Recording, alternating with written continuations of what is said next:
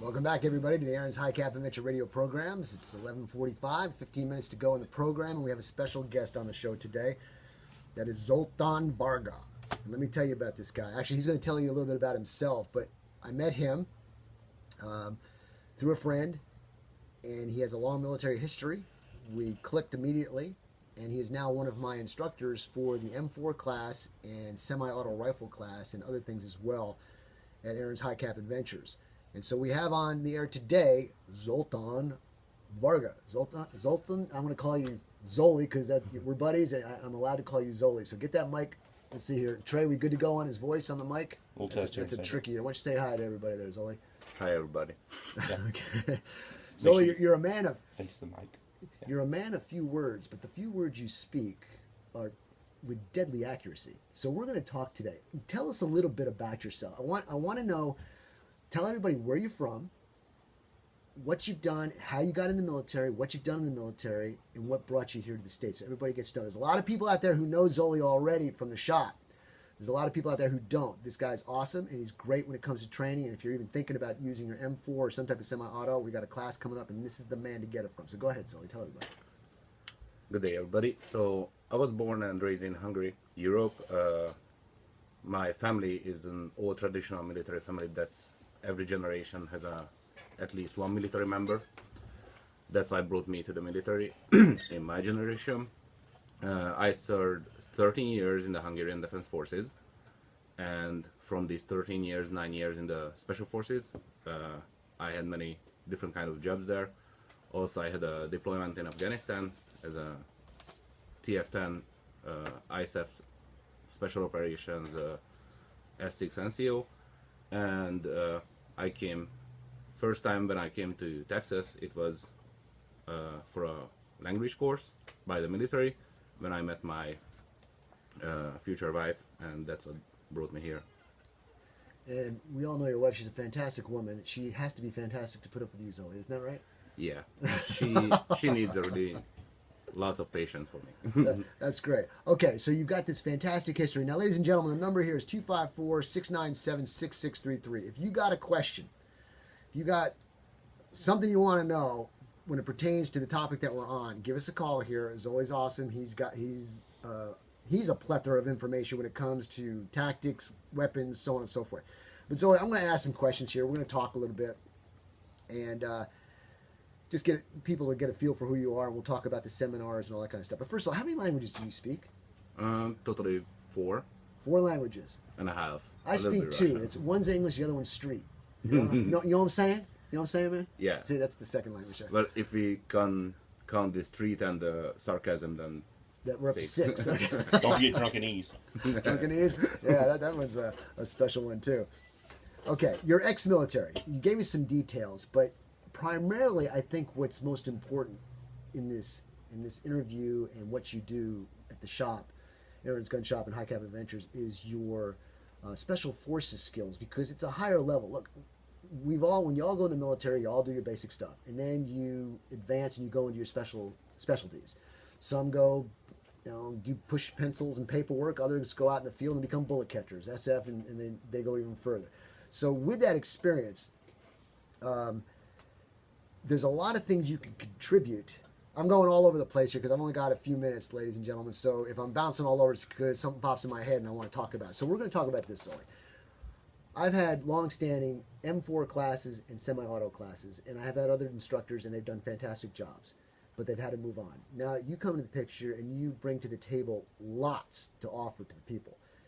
However, I'm not one who pushes military tactics, because I am military and I have the tactics. However, realistically, where I am, what I do, and who I have to train and teach are not military. They're homeowners, farmers, ranchers. So what we're doing is we're saying, hey, you're there in your pair of jeans, maybe no shirt, working on a fence, and something goes down. How do you handle it? You're in your home at night sometimes, and you're in your boxer shorts and flip-flops, and something goes down. What do you do to handle it? You're whatever, something goes down. So we have to apply it in the civilian sense. However, your military tactics come into play. So what I would like you to do is give me some of your thoughts, some of your opinions on how my training towards civilian direction and your military high speed, low drag tactics can apply and merge together, because we have done that and it works fantastic. Tell me what you think. We train many different kind of people in the military, and we train with all over Europe and the U.S. Special Forces all the time, as well as counter-terrorist and other police forces. So here, and we are technically trained for go in to a house or to an area and clean it out. Here, what the people need and mostly wants to learn is how to defend themselves against an intruder. So it's almost like I try to train them with common sense and military tactics against myself. That is such an. You said that to me earlier, and it's like, wow, that hit the hammer on the head of the nail there. You were training them to stop you, right? Not really, because if you see like a police force is go into a house against a criminal, a police force using their tactics, and the criminal doesn't have, or really less tactics they have. Can that be Can that actually, in your opinion, be a detriment for somebody trying to train against what somebody like you would be doing in the house, as compared to somebody who don't know jack squat and there's no rules? I'll give you an example. My son Dylan, he acts as my crackhead on the seminars. He breaks in the house, but he has no rules. He has no engagement. He's just there. He's a wild card. So what you're saying is, it's good to know all these tactics, but you still got to be aware of the guy who's the wild card too, right? Yeah, but also I think if someone goes into your house in the middle of the night, you have only one rule, definitely, is your family would be behind of the gun. And hopefully your wife is backing you up, because we had that story earlier today. I was a little irked by that. You heard that, okay. Okay, so what would be, let's talk about the seminar. We had the M4 seminar last month. I'm losing track of time here. What did you see in that seminar that was lacking of a lot of people? They said, you need some work on this. This is one of the common fails of when it comes to using weapons that we saw in our training. I know what it is, you know what it is. Let's try to tell the people out there what you see as a common element. I think many people think if they have a gun or have an AR or a pistol and they carry it or just keep it on the nightstand, they automatically feel safe because of it.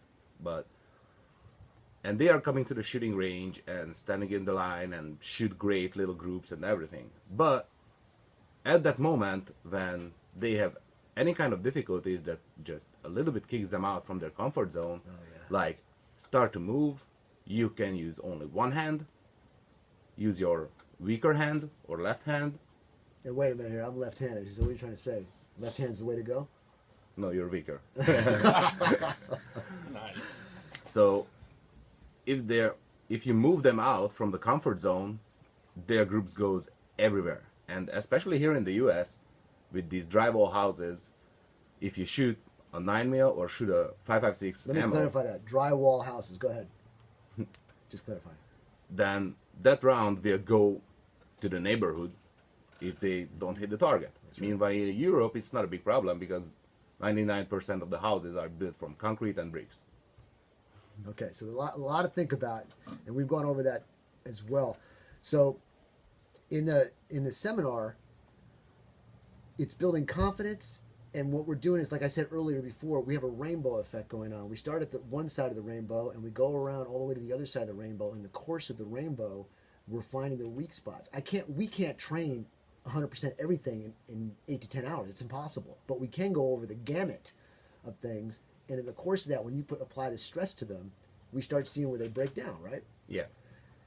And Also, we need to a little bit open up their eyes about how to think about their homes, because they are at home and they know every corner, but they never see their home as an actual battlefield.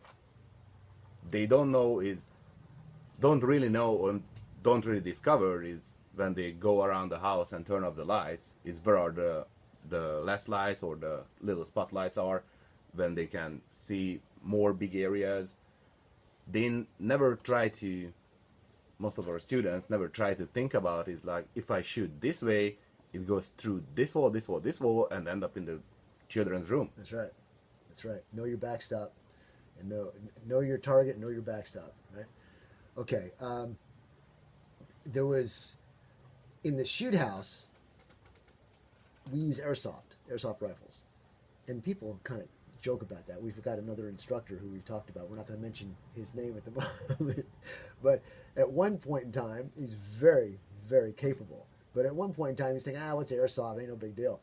But I was talking about 1-to-1 scale. I've got 1-to-1 scale M4s, 1-to-1 scale 1911s, or 1-to-1 scale Glocks, or whatever it is.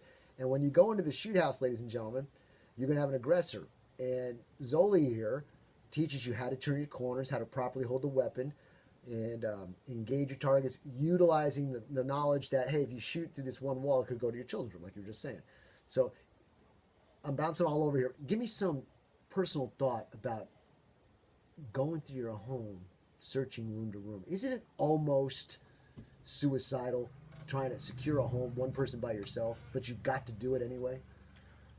Not almost suicidal. There are a couple of tricks that we taught in the class, like little marks on the floor or on the ceiling, where you can see most of the area what you need to search out. Also, little life hacks and tricks what you can use and increase way more than your normal chances. Are we talking about indicators? Yeah. Like noise, vibration? No. Like a little mark on the ball or somewhere where you know, because you discovered earlier, if I stand here, I can see this area clearly, but if I step one left or right, I have a good cover, and they cannot see me. Okay, because a lot of times we talk about trying to figure out, since it is your home, it's your battlefield, you kind of know things. You know what planks squeak, you know which LED lights that are coming off your TV, or if you've got an LED light in the hallway casting shadows, or if you're leaning up against the wall and somebody bumps on it, you feel the bump. All those kind of things, all these indicators that can help us pinpoint where a threat is in the building, and we go over those things too in the class.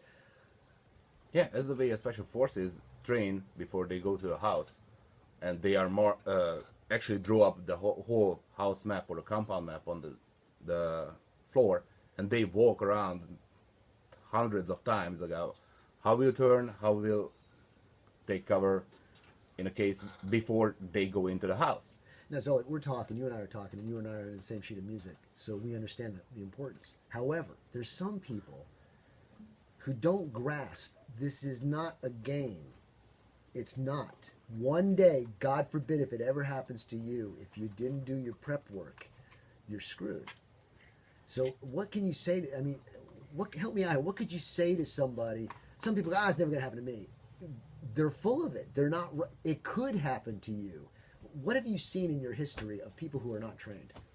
Well, most of the people who are taking any kind of class and thinks they are prepared, or in the military it happened, first firefight and they froze up. They didn't know what to do, they forget everything. Also, that's why in the military people train, because it goes into the muscle memory and don't need to think about is, what I need to do next is, where is the button of to reload the magazine or whatever.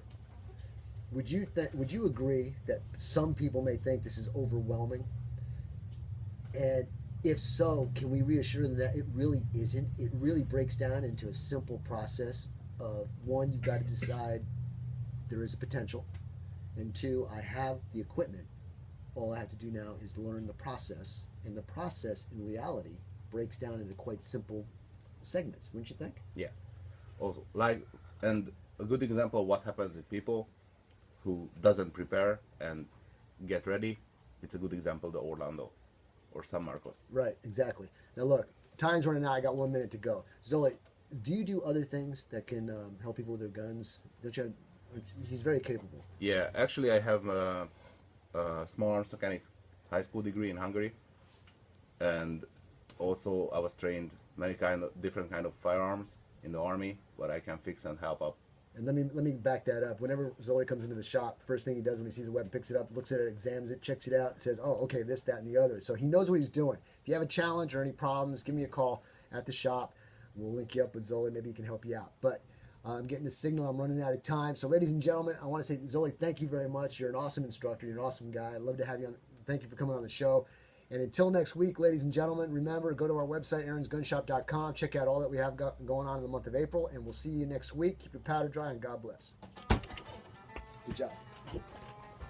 The more you sweat, the less you bleed. The Roman emperor. Yep, That was right. his training regimen.